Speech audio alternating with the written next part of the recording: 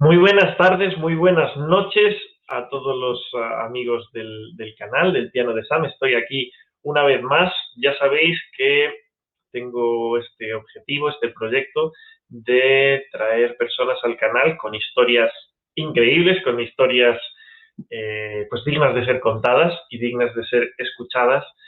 Y hoy tenemos a un invitado muy especial.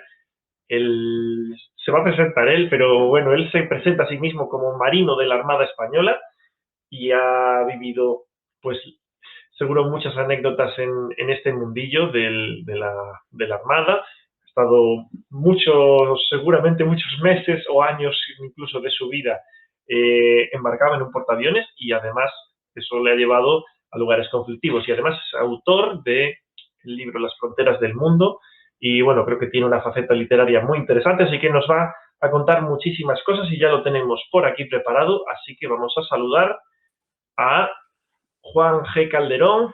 Muy buenas tardes. Buenas noches, Samuel, ¿cómo estás? Bueno, pues estoy muy bien y muy contento. Vamos, me siento siempre, como decir, emocionado o feliz en general de pues, gente como tú que pueda acceder a compartir un poquito de su tiempo y a contarnos un poco de sí mismo. Pues bienvenido, como te decía. Gracias por dar un poco de tu tiempo. Bueno, gracias a ti por Y la invitación. nada, para mí es un placer y invito aquí a todo el mundo, porque además me gusta, como te decía, las historias que pueden, pues eso, eh, a lo mejor inspirar o que pueden a otras personas de alguna... Me gusta traer cosas positivas y el hecho, pues eso, de ponerse a escribir un libro, de hacer muchas cosas, me pareces una persona muy interesante y nada, pues aquí estamos. Entonces, lo Muchas primero, gracias. Juan, te voy a llamar Juan, Juan Antonio, Juan G, Juan Calderón. Como te sientes más cómodo. Pues yo te voy a llamar Juan Antonio. Vale. Mi madre me Eh, llama así también. Juan Antonio te llama tu madre, pues Sí. nada. Y si alguien me Eh, decía Juan, decía, no, no, se llama Juan Antonio. Se llama Juan Antonio, no se llama Pero Juan. bueno, pero en Es fin. como a mí cuando me llamaban Samu, pues yo, yo siempre decía, yo no soy Samu, yo soy Samuel. Mm, Bueno, pues una pregunta. Vamos a empezar. ¿Qué te lleva a involucrarte en el mundo del ejército o en este caso de la parte naval, De la Armada. de la armada? Bueno, pues como a muchos miles de españoles que son compañeros míos en la Armada, pues aunque de muchos diferentes orígenes.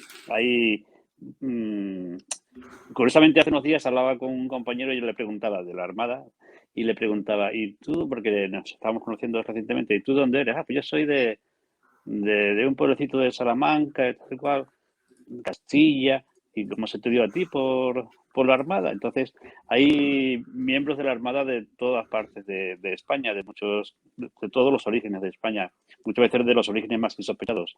En mi caso, no, en mi caso yo soy de Cádiz, entonces me crié cerca del mar y el mar siempre me atrajo mucho, como a muchos otros, ¿no? Y bueno, yo desde pequeñito pues quería pertenecer a la Armada. Entonces, en cuanto tuve la oportunidad, me enrolé en la Armada y allí ha transcurrido mi vida desde la juventud hasta la edad que tengo ahora. Han sido muchos años con todo tipo de experiencias, de todo tipo, la mayoría muy positivas, muy diferentes y muy enriquecedoras para mí. Y la verdad es que, bueno, no me arrepiento de esa decisión. Creo que he tenido la oportunidad de experimentar y aprender muchas cosas en mi trabajo. Ujú. Claro, yo entiendo que, bueno, seguramente en este tiempo, digamos, en el viaje de una vida, hay como diferentes etapas. Tú ahora ya no estás en el barco y estás, ya estás No, pisando tierra firme siempre. ya no me dejan, ¿no? Ya no, bueno, todo también me imagino que tiene hasta una edad y hay muchas cosas, ¿no? Pero, em, ¿cómo es, yo qué sé, cuando tienes una misión, me imagino, que te vas 6 meses, te vas 4 meses? Bueno, esto depende de dónde estés destinado. Dentro de la Armada, como sucede en muchos otros trabajos, porque servir en la Armada, que tenemos la satisfacción de servir a nuestro país, a España, pero también en muchos sentidos es como cualquier otro trabajo de cualquier español. Eh, Aunque tiene sus peculiaridades que no se encuentran lógicamente en otro trabajo. Pero, A ver, cuéntanos un ¿cómo poquillo de eso, se de vive? los detalles, de las cosas que una persona no ve, digamos, a simple vista, ¿no? De cómo es esa vida, ¿no? Nada, eso te enrolas en la Armada que lo vas a ver Sí, muy seguro. A mí no, a fácilmente. mí no, a mí no pasó ni la primera prueba, me parece. Sí, a ver, sí. No, pero es una vida diferente. Es una vida diferente con sus pros y sus contras, ¿no? Porque al estar en la Armada, pues tienes muchas opciones de ir a un barco destinado. En mi caso, yo he estado prácticamente toda la vida destinado en diferentes tipos de barcos, fragatas mayormente, que son unidades navales modernas que suelen estar en las más avanzadas tecnológicamente dentro de la Armada y las que hacen, por tanto, los desplazamientos, los viajes a lugares más distantes y en misiones de primera magnitud, tanto en ejercicios como en operaciones reales.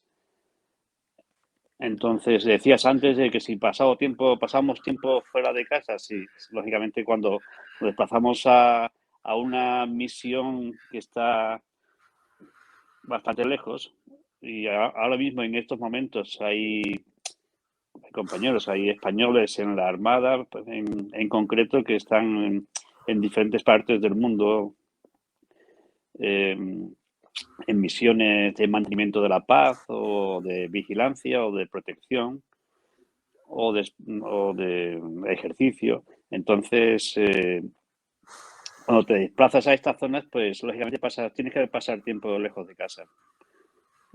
Simplemente para llegar. Imagínate que si para llegar a Canarias desde la base en Cádiz tardas 2 días, pues para llegar al Océano Índico, al Océano Pacífico, Atlántico, al Golfo Pérsico, pues transcurren ya varias semanas de ida, Ya de solo vuelta de y del tiempo viaje. que estás allí. O sea que 3, Claro. 4 meses es muy fácil de que lo pases fuera de casa. Y claro, yo, a ver, y las personas que nos vean y que nos estén viendo, tienen que disculpar pues me interesan muchos temas, pero la verdad es que eh, es como el que quiere saber mucho de muchas cosas y al final sabe muy poquito de todo o nada, ¿no? Y mi desconocimiento sobre la vida militar, la verdad es que es muy grande, ¿no? Pero, por ejemplo, claro, una cosa es, pues, sí, bueno, esta gente, decirlo muy fácil, ¿no? Esta gente, pues, va cuando hay una guerra o va cuando, pues, en conflictos o se va lo que nos estás contando sobre misiones de paz. Pero claro, otra cosa es el vivirlo y cómo es el día a día de alguien que está, pues eso, o en un portaaviones o en una fragata, como tú me cuentas. No sé, una de las cosas que más me llama la atención siempre me ha llamado la atención del ejército, a mí las batallitas de la mili siempre me han encantado escucharle a la gente sus batallitas, y digo de la mili, por no decir de cualquier miembro del ejército y estas misiones y cosas así. Pero siempre me ha llamado la atención cosas que son como muy del ejército. Por ejemplo, la camaradería o el compañerismo que he visto que se genera entre compañeros, que no sé si siempre es así, si el estar, pues, en este caso, destinado en un mismo sitio mucho tiempo, pasas mucho tiempo con tus compañeros. Yo no sé si esto es algo así o al final acabas harto de ellos o acaban todos peleados en el barco. No sé cómo es eso, porque también el ejército, yo lo que entiendo es que trata de transmitir una serie de valores también. Sí, una serie de valores y un tipo de comportamiento y una preparación técnico, militar, emocional, que tengas que estés preparado para actuar de la forma adecuada en circunstancias inadecuadas, como es la presión que uno encuentra en situaciones difíciles o de estrés, ¿no? O de depresión de muchos tipos diferentes. Entonces, cuando estamos, yo te hablo de mi experiencia, ¿vale? Sí, sí, sí, por En la supuesto. Armada. Entonces, cuando muchas veces que cuando tenemos la necesidad de hacer un viaje de varios meses, hay, por lo que yo pienso, por lo que yo he observado, diferentes fases, ¿no? Esto es como un gran hermano, pero en cierta forma, no sé si los de Gran Hermano se inspiraron en la Armada para meter a todo el mundo en un sitio cerrado y someterlo a mucha presión y a ver por dónde se salía todo eso. Pero no, meter a 200 personas en un barco no muy grande, pasar ahí 24 horas al día, 7 días a la semana, durante varios meses, sin la opción de ver a tu familia, de alejarte mucho de tu puesto de trabajo, porque te rodea solamente el océano por los cuatro costados, por los dos costados, un barco tiene dos costados, no cuatro. Entonces, sin otra cosa que hacer que trabajar en la mayor parte del tiempo, date cuenta que en un día de 24 horas, si hacemos turnos siempre, el barco va a estar funcionando 24 horas al día durante todas esas semanas. Entonces siempre hay gente trabajando. Claro. Hay que hacer turnos. Se pueden hacer turnos, por ejemplo, de 3 turnos al día, turnos de 8 horas o de 6 horas. Entonces tú trabajas eh, 8 horas y después las otras 8 horas pues son para comer, bueno, 6 horas para comer, para descansar, para hacer para tu aseo, para si quieres hacer deporte, para distraerte un poco un rato, incluso para otros ejercicios que se hacen, que pueden surgir en cualquier hora. Entonces, y para dormir, no sé si lo he dicho. Sí, sí, Entonces, sí, sí, dijiste dormir. el tiempo que hay libre, por así decirlo, es muy escaso dentro de un barco. Eso día tras día, pues va aumentando el cansancio y la presión.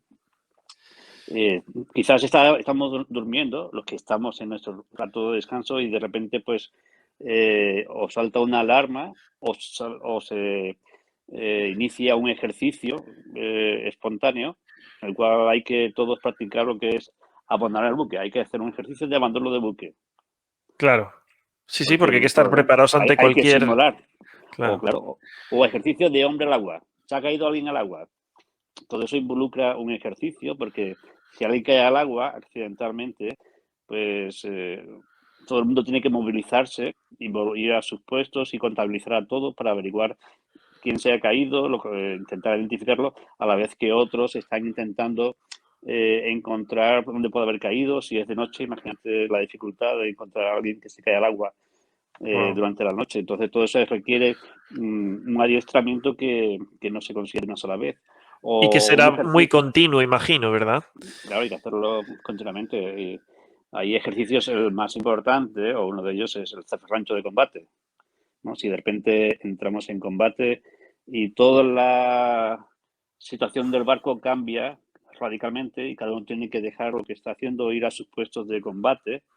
Entonces ves a gente corriendo por todas partes, de arriba abajo, vistiéndose con la uniformidad que corresponde a un combate, con sus cascos, los chalecos, salvavidas, yendo a sus puestos de combate, y todo en cuestión de pocos minutos. En dos Claro. minutos tienes que salir de la cama y estar en tu puesto preparado para un combate, en dos El que minutos. le pilla durmiendo, además, es en plan, venga todos Pues fuera y ya. claro, por el camino te vas abrochando.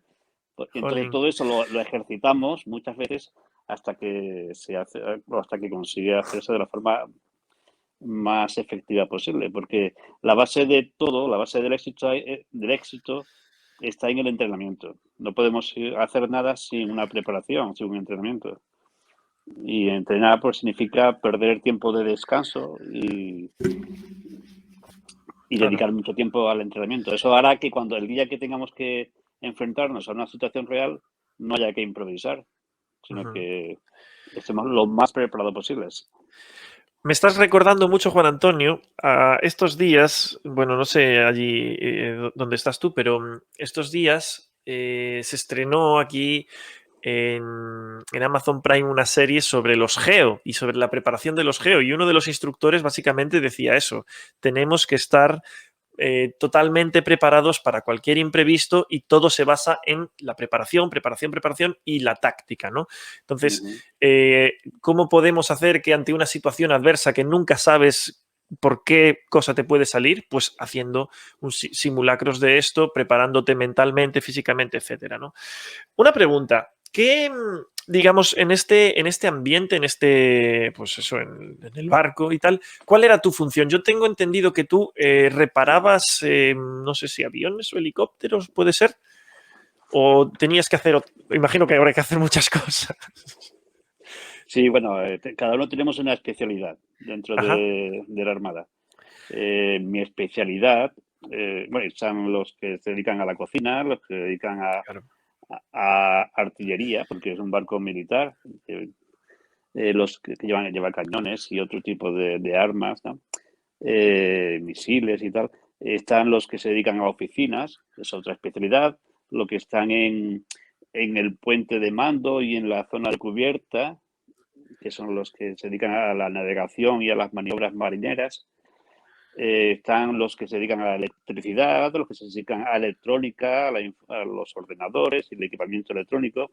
Están los que se dedican a las máquinas de propulsión que hacen que el barco pueda navegar, pueda moverse, y esa era mi especialidad. Yo me dedicaba a la propulsión naval.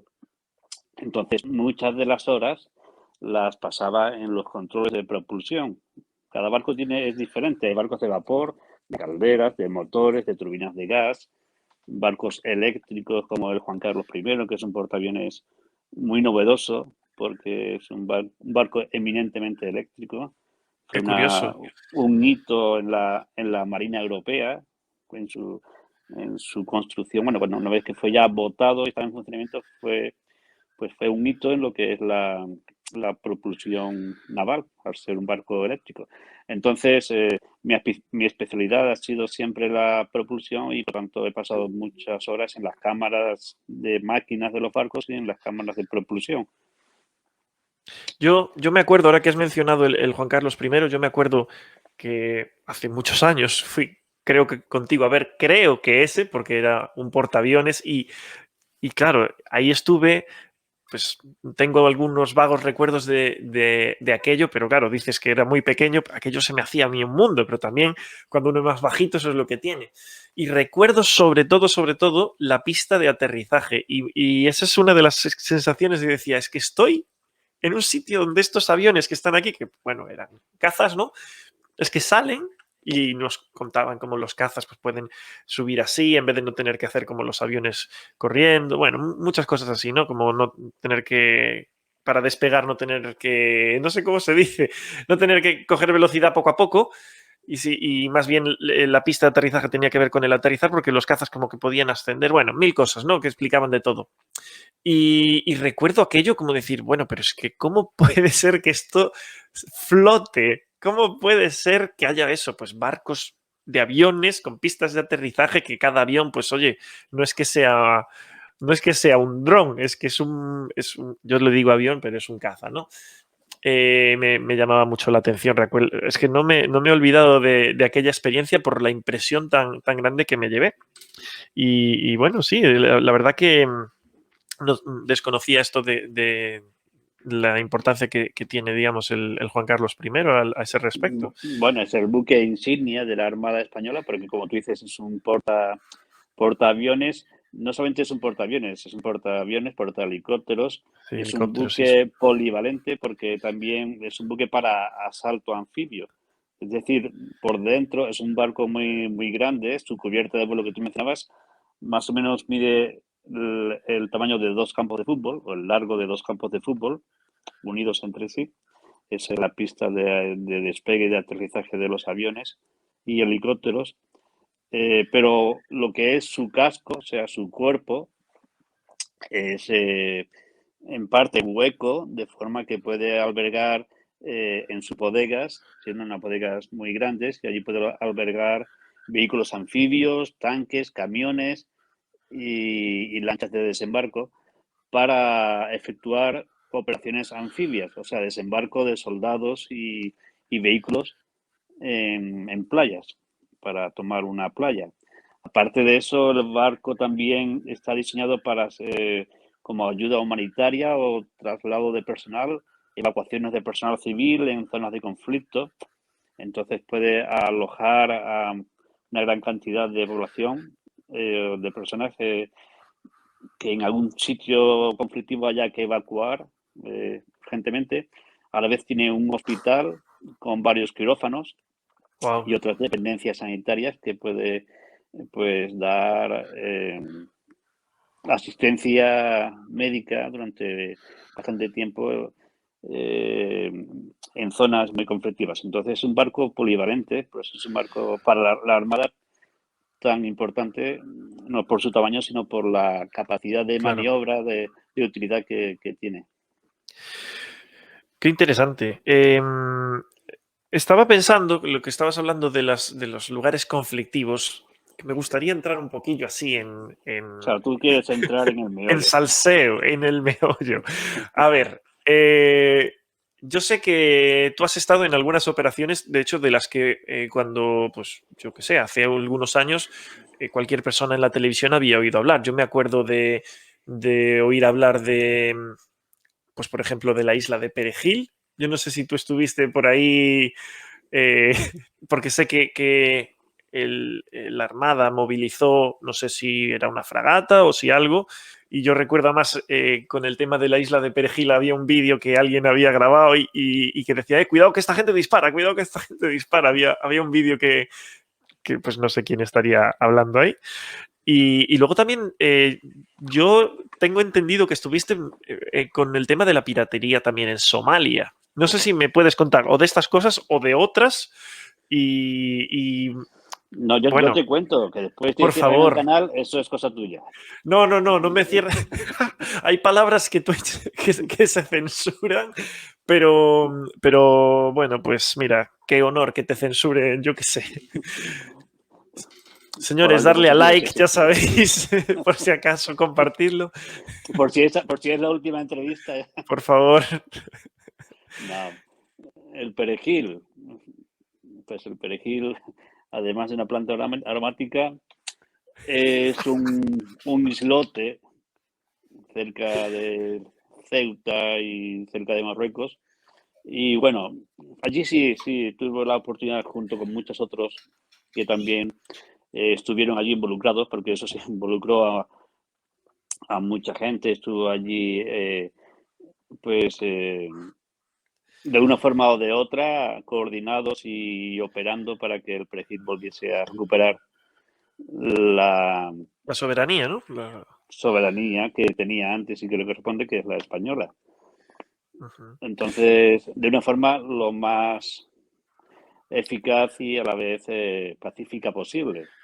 A ver, realmente ahí yo tengo escuchado muchas cosas. Yo he No, pues no escuchado te creas que... nada, ¿no? No, no me crea nada. Yo he escuchado que, claro, esto, pues sí, que es eso, que se movilizó y que yo no sé, claro, con qué intenciones se iba, si decía alargar la gente que hay ahí. Yo tengo entendido que al final quien arregló un poco todo esto fue Juan Carlos I conversando con el rey de Marruecos. Yo no sé si vosotros manejáis otra información o qué. Bueno, tú manejas información muy confidencial, ¿no? Sí, Ahora yo qué sé. yo creo que va a resultar que este canal es una tapadera, que lo que hay detrás es otra cosa ¿Te, mucho más seria. te imaginas? Yo qué sé.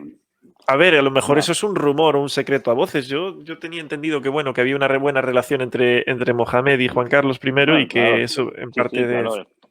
Y debe de mantenerse porque son dos monarquías vecinas. Claro. Entonces, lo que debe de primar es la buena relación entre la vecindad. Lo que pasa es que a veces si surgen algunos roces, fricciones o conflictos, hay que intentar que no vayan a más usando la diplomacia, pero a la vez también a veces hay que mostrar otro tipo Otro tipo de diplomacia. de, Esto es muy de peli. disuasión. No, tienes que... El sentido de la razón de existir de las Fuerzas Armadas no es para hacer la guerra, es para Claro. conservar la paz. Por eso es importante, escuchamos muchas ideologías de ¿para qué sirve el ejército? Pues si estamos en paz, si no nos peleamos con nadie. Hoy en día estamos sometidos a muchos conflictos y no hay más guerras en nuestro entorno más próximo porque hay ejércitos y porque hay disuasión. Entonces tenemos que ser fuertes para que otros no se metan con nosotros. No se De trata alguna de manera, lo contrario. cómo funcionan los estados, ¿tú crees que hay en esa especie de calma tensa de que, bueno, no me meto con estos porque sé el ejército que tienen y sé que esto va a generar, al final, muertes, va a generar problemas realmente grandes? ¿Tú crees que un poco las relaciones internacionales funcionan también un poco así? Aparte de Lamentab- acuerdos y diplomacia y tratados y cosas. sí, lamentablemente siempre fue así y siempre va a ser así. O sea Ujú. que ojalá no tuvieran que existir ni el ejército, ni la policía, ni ningún tipo de fuerza que emplee, o ningún tipo de grupo que emplee el uso de la fuerza como defensa, pero existen y existen porque si no, pues habría lo que algunos pretenden incluso hoy en día. Hay muchas corrientes subterráneas internacionalmente de otros países que intentan expandir sus fronteras o controlar, dominar, y hay que mostrar una oposición o una fuerza opositora a esos otros movimientos de esos países para mostrarles que deben de quedarse en su sitio.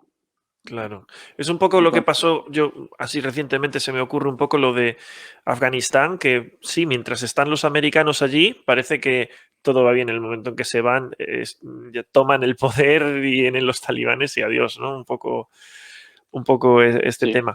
yo te puedo decir que cuando acabó el perejil y yo fui en helicóptero, fuimos en un helicóptero algunos y después embarcamos en un barco, yo estaba viendo todo lo que estaba montado, había mucho, España puso en alerta mucho de lo que era necesario poner para mostrar porque a veces los otros que intentan acciones que no deberían, juegan a ver hasta dónde se puede llegar. Claro, sí, sí, sí. Entonces, claro, el perejil no es nada, el perejil es un No, islote es con una algunas roca, cabras, además. Sí, sí, y había, había no unas sé, cabras, creo. unas cabras que están allí muy tranquilas, que no se enteraban de si los uniformes que había no sabían si eran de un color o de otro. Claro. Pero era una toma de contacto, una prueba a ver qué pasaba, ¿no?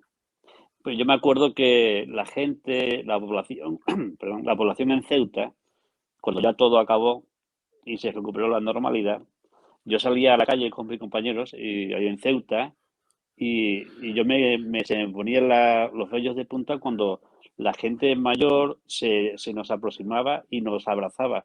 A mí un hombre mayor me dio un abrazo, que no me conocía de nada me dio un abrazo en la calle. Muchas gracias, gracias por haber venido. Estábamos tan asustados, estábamos tan agobiados, No. que muchas gracias por haber venido.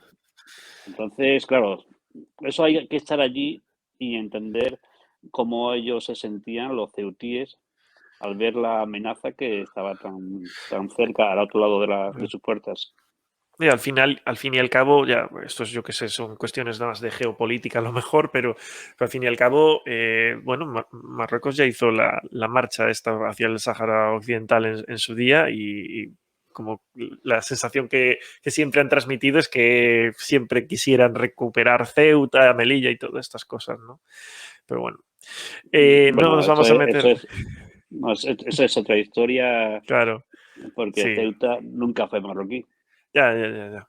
Ceuta fue española, siempre. Mira, claro. Entonces, a ver, más anécdotas. Yo no sé si, claro, tú básicamente has viajado por todo el mundo, ¿no? Anécdotas y lugares has visto para dar y tomar, me imagino. Bueno, sí, buenas y malas, o sea, todo tipo de experiencias cuando viajas. Yo no sabía que yo me entré en la Armada muy joven y no tenía ni idea de lo que se me venía encima.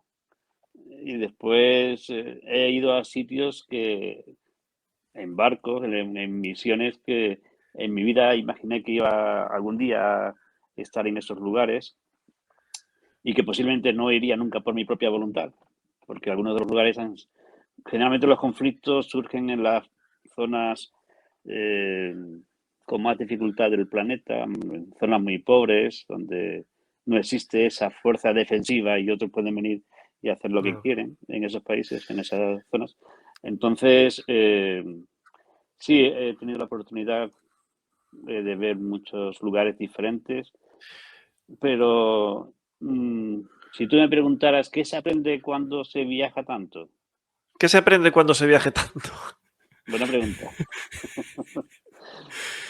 Pues aparte de idiomas, yo escuché una vez a un hombre mayor que decía, viajar lo que me da es humildad. Y yo me quedé con la frase y después he comprobado que es así. Es así. Cuando uno viaja, aprende a ser humilde. ¿Por qué? ¿Por qué? Buena pregunta. Pues porque empiezas a descubrir otro mundo muy diferente al que tú sueles conocer, otras gentes, otros lugares, otra forma de vida, otras circunstancias. Y entonces aprendes dos cosas.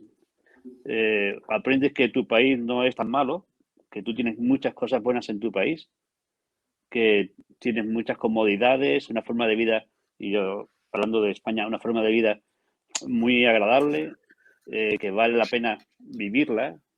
Para mí, vivir en España, después de haber visto muchos países, sigue siendo un premio, un privilegio, a pesar de otras cosas que podemos comentar. Pero vivir en España para mí es un privilegio. Ujú.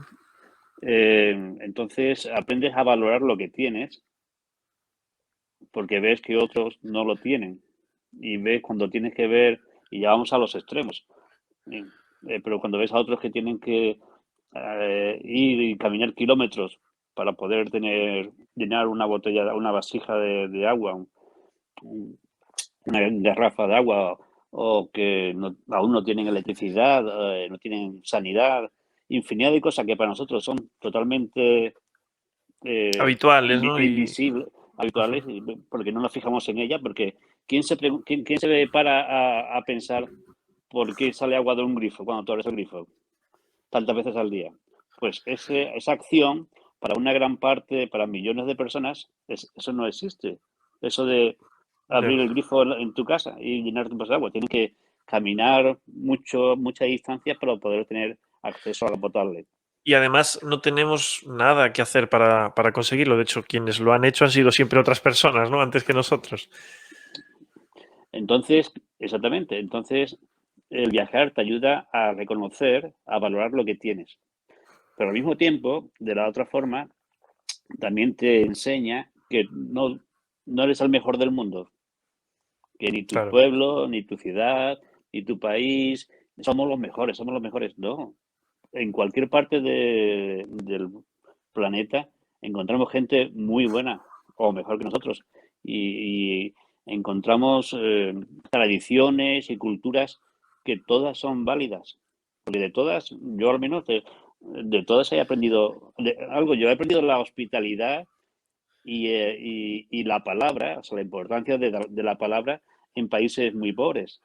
¿Por qué? Porque en África, en el Cuerno de África, en la zona de Sudán, de Etiopía, de Somalia, en Tanzania, la gente no tiene nada, pero te da todo. Y porque me he encontrado, las circunstancias me han hecho conocer gente y entrar en casas muy pobres, de gente de estos países que son los países más pobres del mundo, el Cuerno de Sí. África, y compartían lo poco ocasional que tenían, te lo daban y te invitaban a comer y el mejor plato te lo ponían a ti, no a sus hijos, ni todo lo que tenían en la casa, lo poco que tenían te lo ponían a ti, ¿no? Entonces, la hospitalidad para ellos es sagrada, igual que para los árabes también. Y cuando eh, te daban una palabra, a mí me llama la atención que, por ejemplo, he estado en muchos países árabes, tanto de África como del Golfo Pérsico, pero cuando se sellaban, cuando estábamos con el regateo, los comercios y no todo esto que es muy divertido a la hora de Sí. querer comprar cualquier Y cosa. es muy típico también de estos países, por lo que me han dicho, ¿no? Bueno, es una es su forma de vida.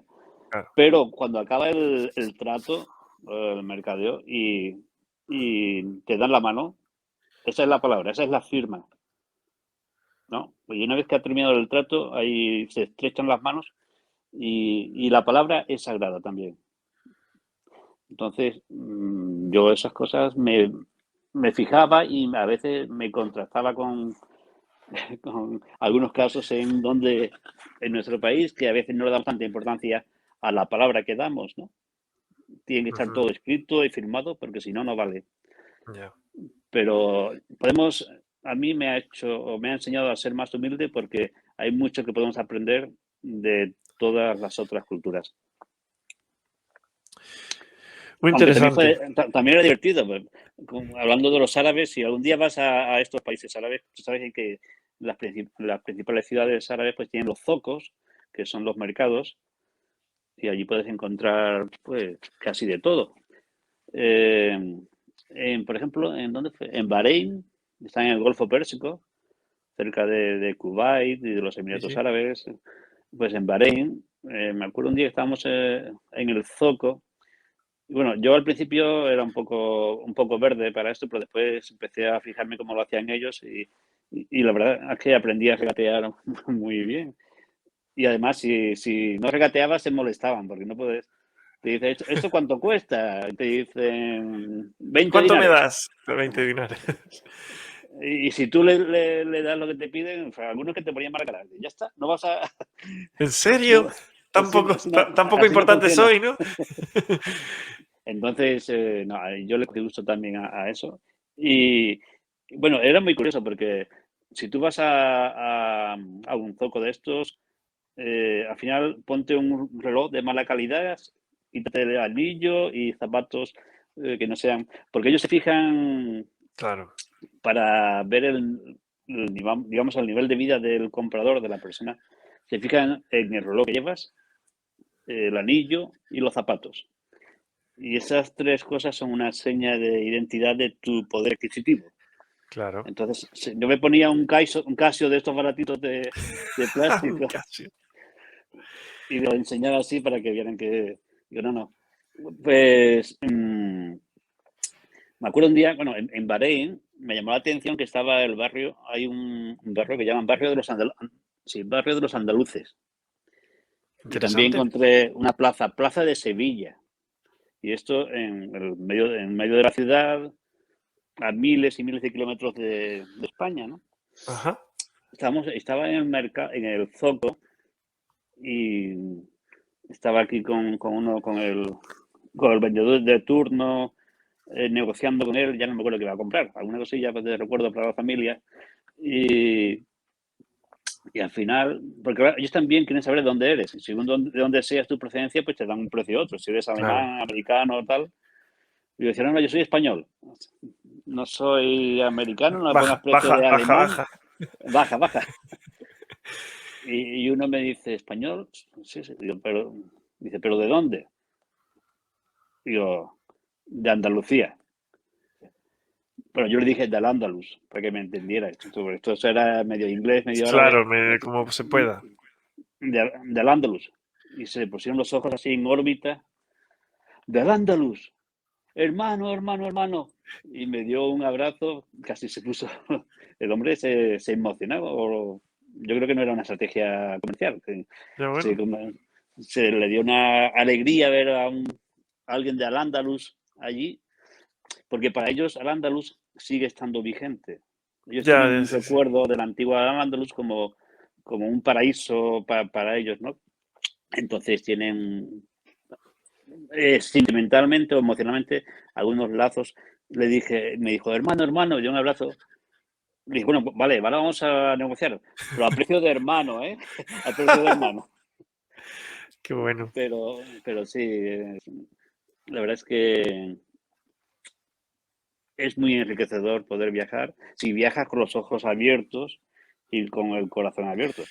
Claro, porque además se nota cuando uno no viaja, hombre, imagino que entre, no sé, entre momentos y momentos algo de turisteo, claro que podéis hacer, pero vosotros al final vais al meollo quiero decir, a los lugares donde están pasando cosas, ¿no?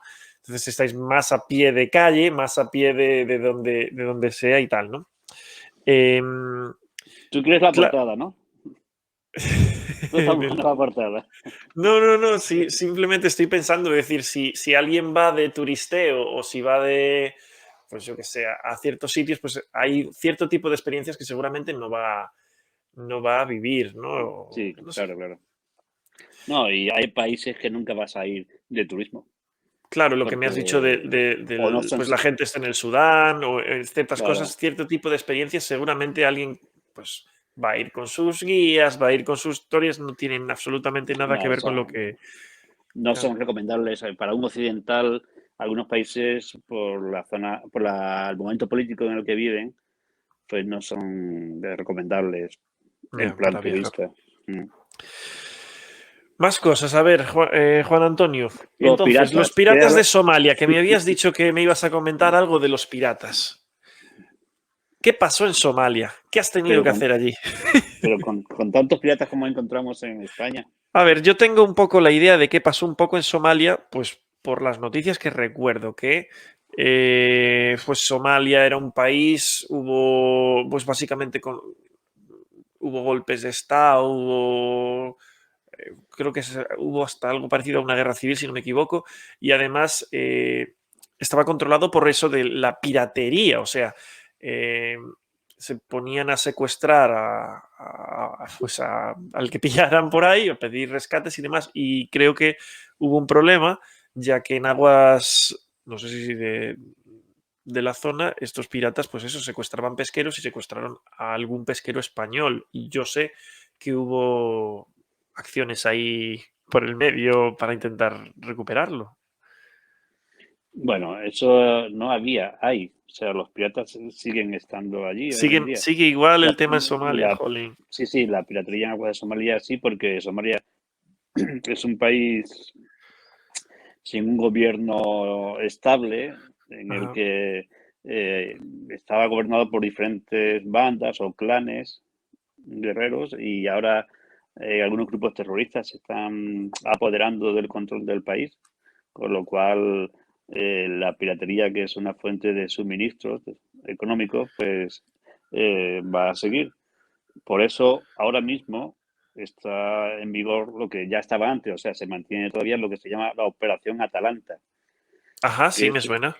es una operación que se controla además desde la base naval de Rota en Cádiz, donde está el cuartel general que controla esta operación, que es una operación de la OTAN, en la que los diferentes países de la OTAN envían sus unidades navales para patrullar las aguas de Somalia, vigilar y proteger, escoltar a los buques mercantes o pesqueros que tengan que atravesar desde el Océano Índico hasta el Mediterráneo a través del Canal de Suez. Entonces, si vienes por el Océano Índico y vas a entrar en el Mar Rojo, después cruzar el Canal de Suez y salir al Mediterráneo, tienes que pasar por aguas de Somalia. ¿Qué Ajá. pasó?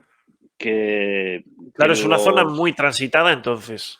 Claro, imagínate que no es como un estrecho de Gibraltar, pero es una zona de entrada a lo que es El canal de Suez. Claro, por sí, bueno, sí, el Mar Rojo. sí, Entras sí, por el a Mar Rojo. través de un estrecho que se llama Bab el Mandeb, que significa la puerta de las lágrimas. Entonces, atravesando ese estrecho, se entra en el Mar Rojo y ya se llega al canal de Suez. Esta zona tan transitada, pues es un lugar propicio para que los piratas secuestren a barcos pesqueros o mercantes que pasen por allí y pidan un rescate a cambio de su liberación. Entonces, ha habido secuestro de barcos de muchos países. Sí, sí, de todo el mundo, vamos, de países occidentales, un montón de ellos, yo recuerdo. Entonces, ahora mismo existe, bueno, constantemente hay allí barcos de la OTAN que están protegiendo esas aguas para evitar los secuestros. Caso que tú mencionas fue un pesquero español, Alacrana, La lacrana. que, que fue secuestrado porque tienes que leer un libro que estoy escribiendo y saldrá en su día, que Ajá, va a narrar un caso muy similar, o sea, noveladamente, pero basándome en todo lo que vi durante ese secuestro, cómo se produjo el secuestro, cómo se produjo la liberación y todo lo conflictivo que es estar en aquellas aguas, ¿no? Entonces saldrá un libro más adelante que novelado sobre algo para lo que es la piratería en las y aguas de lo Somalia. estás escribiendo ahora entonces, ese libro. Sí, lo he comenzado. Muy bien, estupendo. Luego Pero hablamos bueno, del libro que ya tienes escrito. Y claro, entonces a esta gente, con esta gente hay que negociar de alguna manera, hay que simplemente plantarles el buque delante o hay que sacar un destacamento a subirse a su barco y empezar a pegar tiros. ¿Cómo se hace esto? pues lo mejor es evitar las ocasiones de ser secuestrado. Claro, Entonces, en el caso de la Lacrana, podríamos decir que había allí una fragata española que estaba protegiendo a una flota de atuneros, de barcos de pesca de atún españoles que estaban faenando en esa zona del Océano Índico. Y si uno de los barcos se aleja de la zona en la que deben de faenar, estando protegidos por la fragata, si tú, digamos que pasas sí, sí, sí. de eso y si te vas a tu aire, no sigues las instrucciones de seguridad que estamos dando, no se alejen más de cierta distancia, que hay vía distancia de sobra para pescar cada barco independientemente por su cuenta. Pero dentro de un radio de control en el que pudiéramos apoyarles, ayudarles en caso de sospecha de ataque. Claro, de Pero cualquier cosa. si tú no sigues las instrucciones, si te vas, alejas a tu aire, y entonces ya cuando te ves que porque los piratas no son tontos y estudian los movimientos de los barcos y saben el que está más débil, más indefenso, como le pasó a la Lacrana, que se desentendió un poco de todo el plan, de todo el- la planificación que estábamos llevando a cabo para que pudieran ser protegidos. Entonces, cuando vio que iba a ser abordado por los piratas, ya era demasiado tarde para que pudiéramos Para que se pudiese hacer algo. acudir en su defensa, cuando estamos ya a 2 días de distancia. Wow. Claro, y Entonces, además en el momento en que ellos ya ven, si podemos conseguir a los rehenes, ya no van a actuar con nosotros de la misma manera, claro, es muy evidentemente. complicado. Un secuestro es muy complicado, sobre todo si hay rehenes. Y ahí lo que lo complicaba más era la cercanía a la costa, porque eh, si los rehenes son llevados a la costa Se y les pierde la ya pista a fácilmente. ver quién después es mucho más complicado Ya, claro. recuperarlos. Entonces tuvimos que dejar a todos los demás barcos indefensos para acudir en ayuda de la Lacrana y evitar por lo menos, de que había sido secuestrado y estaban los piratas a bordo, por lo menos evitar que el barco y los rehenes fueran Ah, llevados a tierra. Entonces, esperando órdenes del gobierno, pues estuvimos allí vigilando el barco para que al menos se mantuviera a distancia de tierra y no fuese tan complicadísimo después rescatar a los rehenes, a los pescadores que estaban allí. todo esto hay mucha historia de fondo, Hombre, o sea, hay claro. muchos detalles y la verdad es que fue una operación muy bien, o sea, lo que es la operación de rescate se planificó de una forma muy profesional y muy espectacular, parecía una película, pero eso para que sepas cómo sucedió, tendrás que leerte el libro. Pues, pues vas a ver.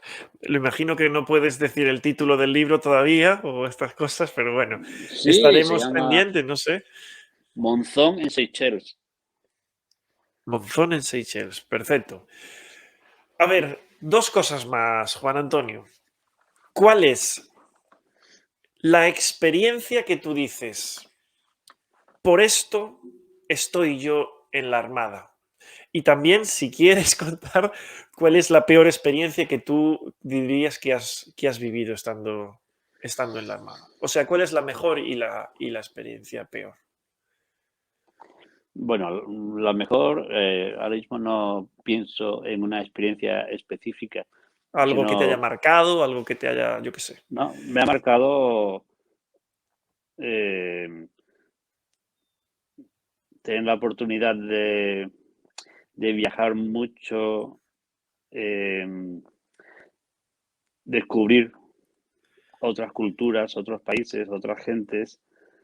eh, Personalmente me ha abierto la mente mucho y me ha enseñado mucho el tener la oportunidad de compartir una parte de mi vida, porque han sido muchos años con compañeros, con algunos gente con compañeros muy buenos, que hemos, en los momentos difíciles, cuando estás lejos de casa, nos apoyamos unos a otros, ¿no? Porque se forma un vínculo que yo le llamo vínculo de ultramar, o sea que todos estamos lejos de casa, todos estamos sometidos a recuerdos, a presiones. A lo mejor en tu casa alguien está enfermo o incluso fallece, o tu hijo tiene problemas con los estudios o cualquier cosa. Entonces, todos intentamos eh, menguar la dificultad de la circunstancia, pues con un trato lo más humano posible entre unos y otros, ¿no? Entonces, eso también ha sido un aliciente y bueno, y el haber servido de una forma para mí como tan válida como puede servir cualquier otra persona que sirva a España de cualquier punto de servicio, ya sea en las Fuerzas Armadas o en una empresa o en un supermercado o en un colegio, o sea, cualquier persona que tiene una vocación y con eso está contribuyendo a que nuestro país tenga un mejor tipo de vida, una Que sociedad las más, cosas funcionen. que las cosas funcionen, es una sociedad segura y tengamos paz y progreso, pues esa satisfacción yo la he sentido igual que la sentirá pues un maestro o cualquier otra persona en cualquier otra profesión que vea el por qué está haciendo lo que está haciendo, que tiene un porqué, un propósito. Ujú. Eso ha sido lo bueno. Y eso es lo Lo, bueno. lo malo, pues lo malo ha sido, eh, por un lado, estar lejos de la familia y perderte muchos momentos importantes de la vida de tu familia, de tus hijos, que te pierdes porque no los ves crecer todos los días. Quizás cuando vuelves ya, sobre todo cuando son más pequeños, pues ya ves que han crecido más y que te has perdido en muchos momentos, ¿no? Entonces, eso ha sido lo peor por un lado y por otro lado, el ver que todavía hay mucha gente que sufre de una forma que ni nos imaginamos, porque estamos en una vida muy cómoda, pero que en este momento, en este instante, hay mucha gente que está sufriendo por hambre, por enfermedades o por guerras o por persecuciones. La verdad es que somos un grupito pequeño, privilegiado de la población mundial, los que estamos viviendo tan tranquilamente como vivimos. Pero que la mayor parte de la población mundial no vive como nosotros.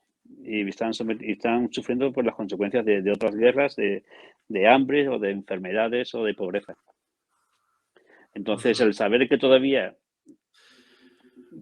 hay muchos millones de gente que sufren eso, pues es algo que me alegro de haberlo aprendido porque es una realidad, pero ojalá pudiéramos hacer más, ojalá hiciéramos más, porque poder podemos, pero ojalá hiciéramos más por Para cambiarlo. intentar igualar un poco al menos o La balanza. minimizar, sí. Pues sí, pues sí. Una cosilla más. Entonces, tú tienes tu vida de militar, digamos, en la Armada. ¿Cuántos años has estado teniendo que estar en un barco? Quiero decir, yendo y viniendo, pero ahora ya no vas al barco más. ¿O sí? No Desde, sé. no,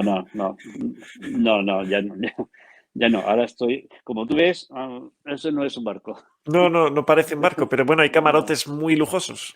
Sí, pero a mí nunca tuve la ocasión de que me tocase uno de esos. El mío Vaya. siempre era compartido con 5 o 6 personas, en el Wow. mejor de los casos. Y rezando para que no ronquen. Bueno, eso era inevitable. Eso, ya te acostumbras a todo, te acostumbras a ronquidos, te acostumbras a dormir bamboleando, dando bandazos Por en el... la cama. Entonces Madre mía. tienes que poner un brazo debajo del colchón para no caerte, si estás, porque son literas, ¿no? Entonces pones un brazo debajo del colchón, eso era lo que yo hacía, y así me sujetaba en las noches de marejada. Que Jolín. o bueno, es muy divertido. Estás comiendo y la hora vas a comer y tienes tu plato, tu vaso, el tenedor, el pan, o lo que sea, y entonces se escucha por altavoces, cuando el mar está muy bravo, se escucha por altavoces, los que van en el puente de mando, pues avisan que el barco se va a inclinar más de lo normal. Entonces eso se llama atravesarse a la mar. Cuando las olas van a dar de costado en el barco, porque Ajá. tenemos Y lo en tumban un cambio de poco. rumbo, lo tumban un poco mucho. Entonces, el barco se va a atravesar a la mar. Tú ya sabes que eso se va a inclinar, pero con demasiada inclinación. Entonces, ya tú estás en la mesa y dices, bueno, ¿qué cojo? Cojo el vaso, cojo la botella, cojo el plato. Entonces, cogía lo que para mí fuese más importante y lo demás, todo boom, al suelo. Madre mía. Entonces, a veces pasa eso. Ahí se ve si a uno le importa más el puchero o la botella de vino o lo que fuera. Ya cada uno Sí, señor. escoge. Sí, señor. Entonces, ya regresas a tierra. Al final no me has dicho cuántos años has estado. Pues no sé, desde en 25, en 30 años, Uf. O un sea, durante promedio 30 de años has estado yendo, durante viniendo. 30 años. Sí, 30 años. ponle la mitad de cada año, O sea, más o esos menos. 15 años casi en un barco. Jolín. Bueno, más o menos. Tampoco. Sí, sí, bueno. Y después, o no sé si durante, a lo mejor te viene la inspiración y decides ponerte a escribir un libro o varios, como nos estás diciendo ahora. De hecho, tengo aquí el libro, bueno, tengo aquí el link a Amazon, a ver si puedo compartir la pantalla, no sé si se verá. A ver, que aquí lo vean, así te hago un poquito de publicidad ya puestos. Las fronteras del mundo. A ver, ¿qué cuentas en este libro, Juan Antonio? ¿Y por qué decidiste ponerte en otra cosa como esta, en otra aventura? Bueno, siempre me gustó escribir, no es un capricho de última hora. Siempre me gustó escribir y tengo cosas escritas desde hace muchos años. De hecho, tú Pero habías fue, escrito poesía y habías ganado algo de poesía, si no me equivoco. sí, fíjate si tenía que ser malo mis compañeros que se presentaron que me dieron el premio a mí. Bueno, que sepas que estoy enterado de las cosas, ¿eh? Sí, yo no sé aquí quién tiene más información secreta, si tú o yo. La información secreta. Estoy empezando a dudar yo de todo. Sí, no, desde luego información secreta yo no tengo ninguna, pero lo que puedo tener a lo mejor son especulaciones y cosas, así que bueno. Entonces, ¿cómo te Entonces, gustaba la literatura? Y este es bueno, de momento ha sido creo que el libro que has publicado. Sí, ese lo publiqué hace pocos años, 2 o 3 años. Sí. Me llevó mucho tiempo escribirlo porque, claro, tenía muy poco tiempo libre y entonces lo tenía que escribir en mi tiempo libre. Entonces me ha llevado algunos años escribirlo. Antes de eso me llevó algunos años investigar todo lo que iba a narrar, porque es un libro de historia, o sea, no es una novela histórica, sino que es una historia novelada. Es Vale, decir, cuéntame la diferencia porque yo cuando yo he visto digo, bueno, será un libro de novela histórica. No, no es de novela histórica. podría decir que es una novela histórica porque habla de un momento de la historia de España y unos personajes, de la vida de unos personajes, en un momento específico de la historia de España que fue en el siglo XV y XVI, o sea, a finales de 1400 hasta 1540 aproximadamente. Ajá. Eh, entonces, pero yo le llamo historia novelada porque los personajes que aparecen no son ficticios, son Son históricos personajes reales, reales. son reales. Entonces yo siempre quise escribir un libro de historia, pero de personajes reales, porque me interesaba mucho lo que gente como nosotros había vivido en otras épocas. Y bueno, un amigo mío, Nicolás Sánchez, me dijo, oye, ¿por qué no escribes sobre este personaje que se llama Juan Relinque, que vivió en Vejer de la Frontera en 1500 aproximadamente? Y no lo conoce nadie fuera de esta localidad de Vejer, pero hizo Ajá. algo trascendental en su época que todavía hoy en día tiene sus consecuencias. Dice, ¿por qué no escribes la vida de este hombre que se fue un labriego que se presentó, se, se enfrentó a uno de los personajes más poderosos de esa época, que era el duque de Medina Sidonia?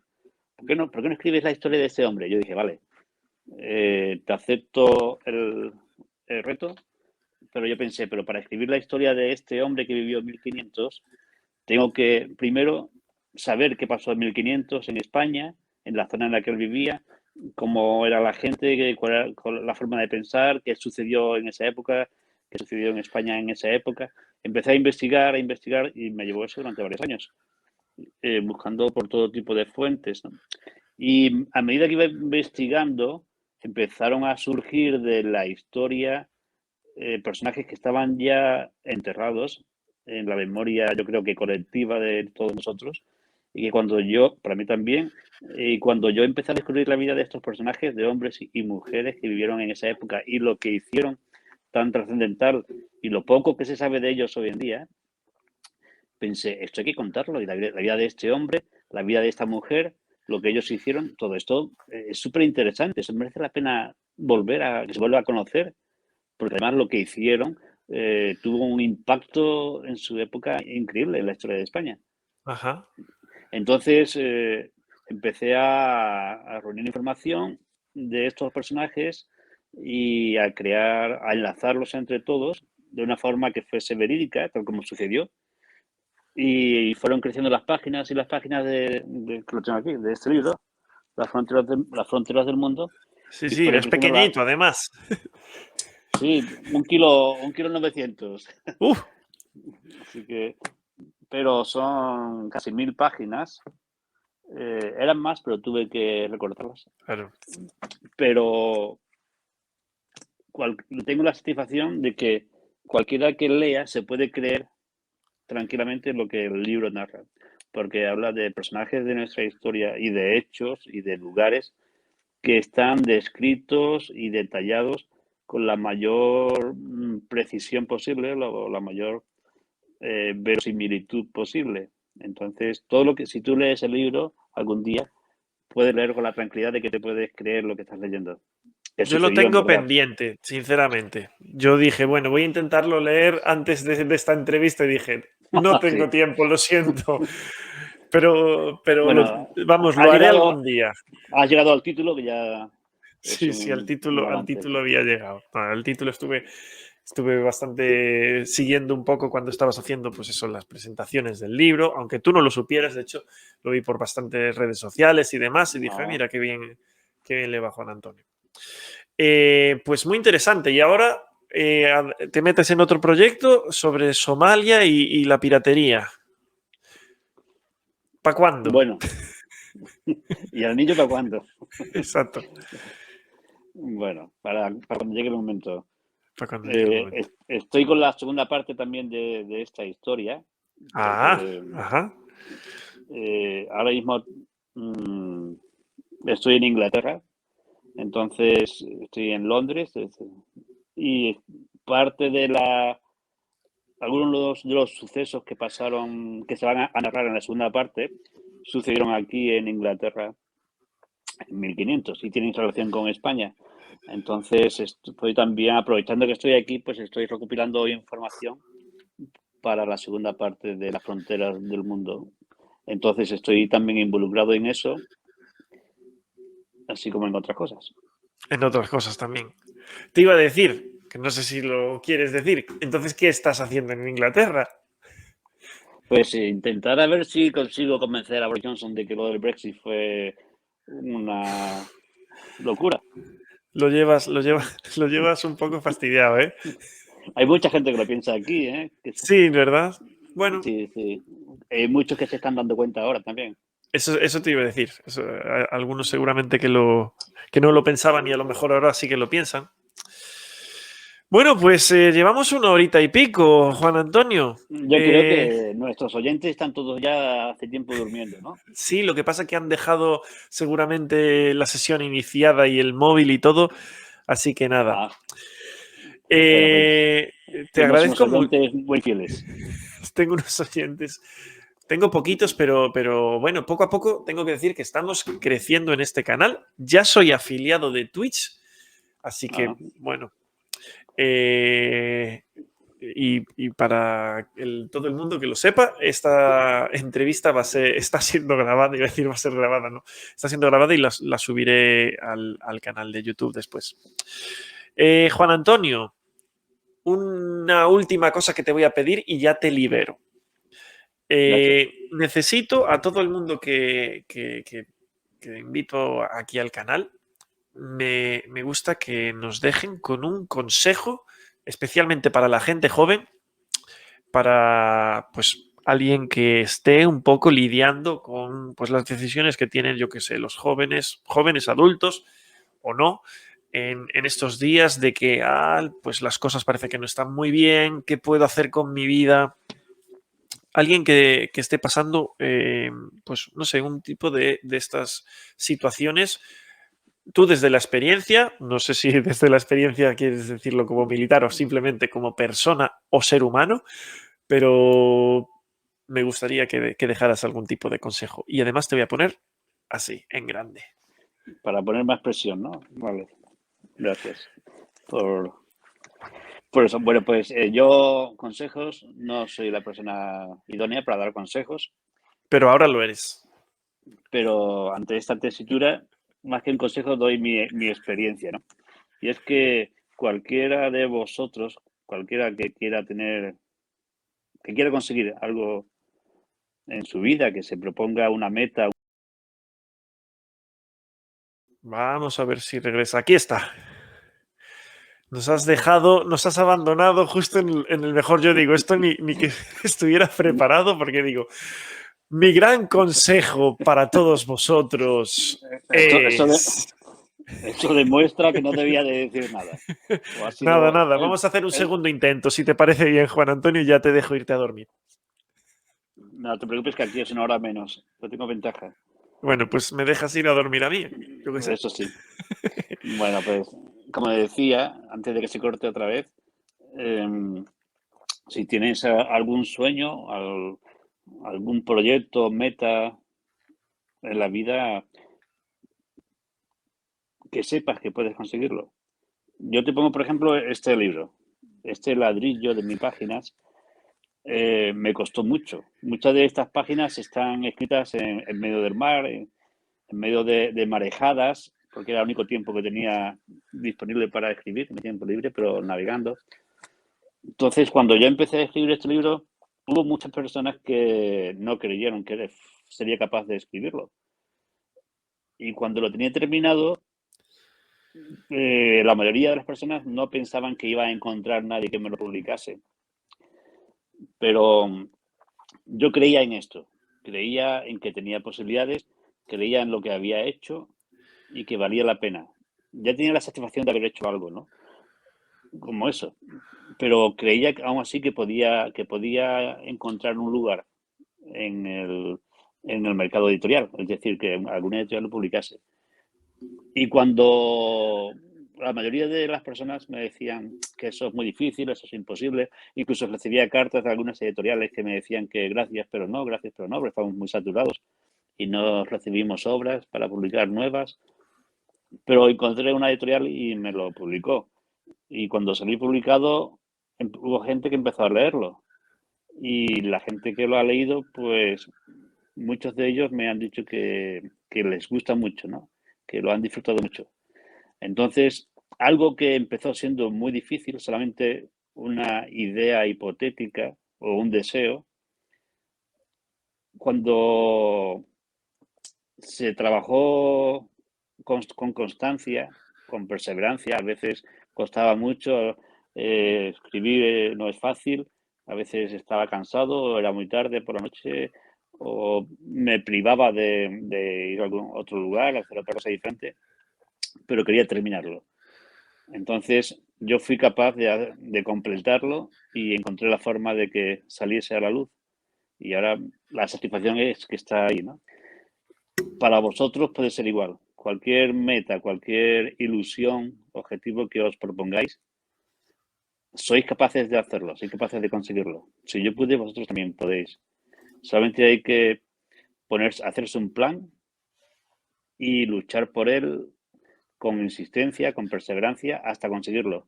No va a ser fácil, habrá momentos difíciles, momentos que uno quiere abandonar o simplemente parar y ya está. Y en esos momentos es cuando hay que seguir un poco más, pero si sois constantes, conseguiréis cualquier meta que os pongáis. Ya no es que escribir un libro, tocar un instrumento de música, estudiar una carrera, trabajar en algo específico, pero cualquiera que sea vuestro sueño, no lo dejéis nunca hasta que lo consigáis. Pues ahí queda. Juan Antonio, muchísimas gracias. Es A ti. de verdad un placer que nos hayas dedicado este tiempo y pues los consejos y las palabras que nos has dejado. Que sepas que eres bienvenido aquí siempre que quieras contarnos cosas de lo que sea, del ejército, de lo que sea. Eres nuestro Pedro Baños ahora mismo en el canal, así que aquí No, estamos. gracias por el honor, pero no llego a tanto. Y nada, Gracias, pues gracias espero a que... ti, no, gracias a ti por la oportunidad de compartir cosas contigo, con vosotros los que escucháis. Creo que es una iniciativa tuya, es también uno de tus sueños, entonces es algo que no es fácil y estoy seguro de que tiene muchos desafíos, muchas adversidades, pero ahí estás luchando por ello. Entonces ya has tenido éxito porque has conseguido emprenderlo, ponerlo en marcha, que era lo más difícil, aunque quedan muchos desafíos por delante, pero estoy convencido de que con la actitud que tienes tan positiva podrás alcanzar lo que te propones. Así que enhorabuena por lo que estás haciendo.